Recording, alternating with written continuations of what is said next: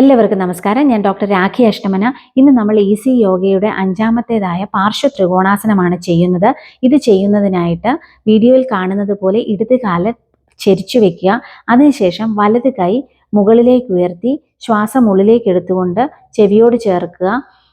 അതിനുശേഷം ശ്വാസം വിട്ടുകൊണ്ട് ഇടതുവശത്തേക്ക് മുട്ടുവളയാതെ ചെരിയുക. ഈ യോഗാസനം ചെയ്യുന്നത് വഴി അര മുതൽ തോൾ വരെയുള്ള മാംസപേശികൾ ദൃഢമാകും. അരക്കെട്ട് ചലിപ്പിക്കുന്നതിനാൽ ഒതുക്കം വരും. നട്ടെല്ലിന് ബലവും അയവും ഉണ്ടാകും. പുറം വേദനയ്ക്ക് ആശ്വാസം ലഭിക്കും.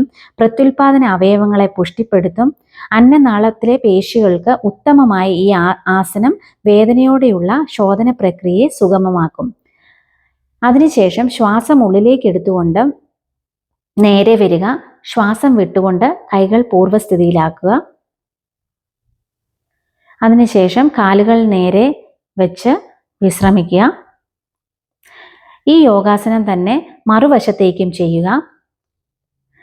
അതിനായിട്ട് കാലിൻ്റെ പത്തി, വലത് കാലിൻ്റെ പത്തി ചരിച്ചു വയ്ക്കുക.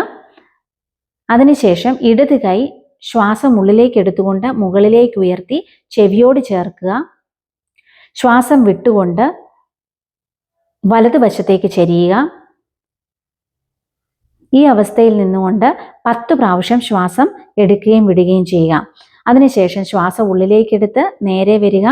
ശ്വാസം വിട്ടുകൊണ്ട് കൈകൾ പൂർവ്വസ്ഥിതിയിലാക്കുക. കാലുകൾ നേരെ വയ്ക്കുക, വിശ്രമിക്കുക. ദിവസവും 5 പ്രാവശ്യം ചെയ്യുക. നന്ദി, നമസ്കാരം.